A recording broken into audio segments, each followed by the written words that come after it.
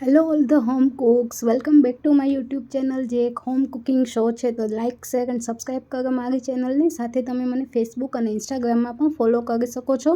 તો આજે હું લઈને આવી છું હેલ્ધી અને પ્રોટીનથી ભરપૂર, માત્ર અડધી કલાકમાં જ બની જતા એવા ખૂબ જ ટેસ્ટી મખાના લાડુની રેસીપી, જે બનાવવામાં ખૂબ જ આસાન છે અને નાના મોટા સૌને ખૂબ જ ભાવશે. તો ચલો સ્ટાર્ટ કરીએ મખાના લાડુની રેસીપી. તો જેના માટે થઈને મેં અહીંયા 50 ગ્રામ મખાના લીધા છે, જે માર્કેટમાં ઇઝીલી અવેલેબલ છે. સાથે થોડા ડ્રાયફ્રૂટ્સ, જેમાં મેં દ્રાક્ષ, કાજુ, બદામ, પિસ્તા, અખરોટ, સિંગદાણા અને તલનો યુઝ કર્યો છે, અને સાથે ગોળ લીધો છે. તો સૌથી પહેલાં હું એક પેનમાં જે મેં મખાના લીધા છે, તો મખાનાને હું ડ્રાય રોસ્ટ કરી દઈશ. મખાના રોસ્ટ થશે એટલે હાથેથી ઇઝીલી ભાંગી જશે, ત્યાં સુધી આપણે એને રોસ્ટ કરવાના છે. તો મખાના હેલ્થવાઇઝ ખૂબ જ બેનિફિશિયરી છે. તો અને મખાના મને સ્પેશિયલી ખૂબ જ પસંદ છે. મારી ડોટરને પણ હું ખૂબ જ મખાના ખવડાવું છું. તો એટલે હું મખાનાની નવી નવી રેસિપીઝ બનાવતી રહેતી હોઉં છું. તો આની પહેલાં મેં મારી ચેનલ ઉપર મખાના ખીરની રેસીપી બનાવી છે, જેની લિંક હું ડિસ્ક્રિપ્શન બોક્સમાં આપી દઈશ, તો જરૂરથી ચેક કરજો. તો મખાના આવી રીતે ઇઝીલી ભાંગી જાય છે, મતલબ કે શેકાઈ ગયા છે. તો હું એને એક પ્લેટમાં ટ્રાન્સફર કરી દઈશ. હવે એ જ પેનમાં મેં થોડી બદામ અને કાજુ રાખી દીધા છે ફર્ધર યુઝ કરવા માટે થઈને, એડ કરી દઈશ. સિંગદાણા એડ કરી દઈશ, તલ એડ કરી દઈશું, અને વોલનટ્સ એડ કરી અને આ બધા જ ડ્રાયફ્રૂટ્સને આપણે ડ્રાય રોસ્ટ કરવાના છે. મેં અહીંયા ઘી કે ઓઇલ એડ નથી કર્યું, એમ જ રોસ્ટ કરવાના છે, જેને હું લો ફ્લેમ ઉપર 4 થી 5 મિનિટ માટે રોસ્ટ કરીશ. આપણા ડ્રાયફ્રૂટ રોસ્ટ થાય છે, તો એ દરમિયાન મેં જે ડ્રાયફ્રૂટ્સ બાકી રાખ્યા છે એને હું ચોપ કરી દઈશ.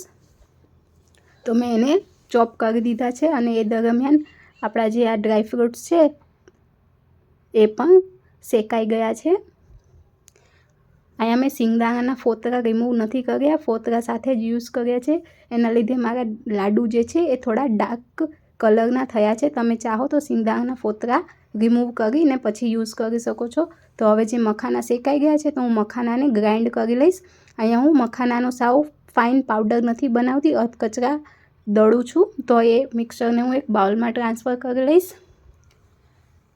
એવી જ રીતે જે મેં ડ્રાયફ્રૂટ શેક્યા છે એને પણ હું મિક્સર જારમાં એડ કરી અને એને પણ હું ગ્રાઇન્ડ કરી લઈશ. એને પણ હું દરદરા જ પીસવાની છું. તો આ પ્રમાણે મેં પીસી લીધા છે. તો એને પણ હું સેમ બાઉલમાં ટ્રાન્સફર કરી દઉં છું.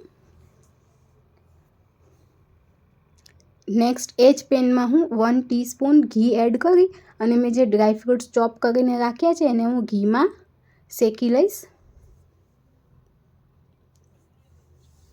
તો આ બધા ડ્રાયફ્રૂટ્સને હું લો ટુ મીડિયમ ફ્લેમ ઉપર 3 થી 4 મિનિટ માટે ઘીમાં શેકી લઉં છું.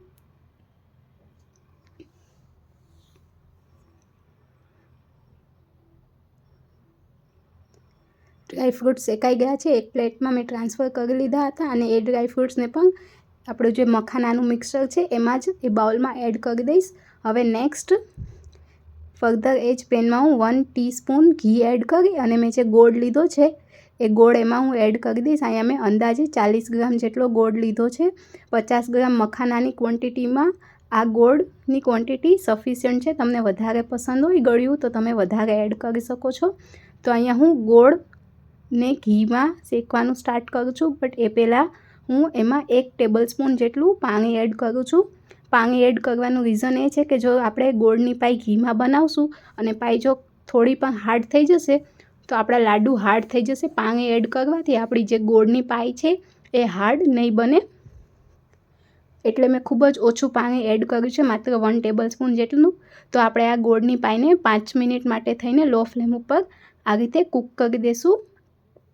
5 મિનિટ જેટલો ટાઈમ થઈ ગયો છે. તો આ જેમ મારું મખાનાનું મિક્સચર છે એને હું એમાં એડ કરી અને લો ફ્લેમ ઉપર 3 થી 4 મિનિટ માટે પ્રોપરલી મિક્સ કરી અને કૂક થવા દઈશ.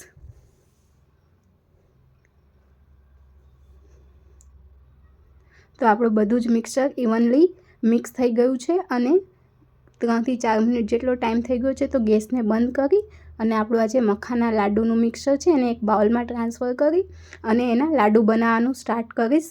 તો તમે જોયું કે કુકિંગ પ્રોસેસ અને બધા જ કુકિંગ સ્ટેપ્સ ખૂબ જ ઇઝી છે અને ઇવન અડધી કલાક કરતાં પણ ઓછા ટાઈમમાં આ ખૂબ જ હેલ્ધી લાડુ બનીને તૈયાર થઈ જાય છે.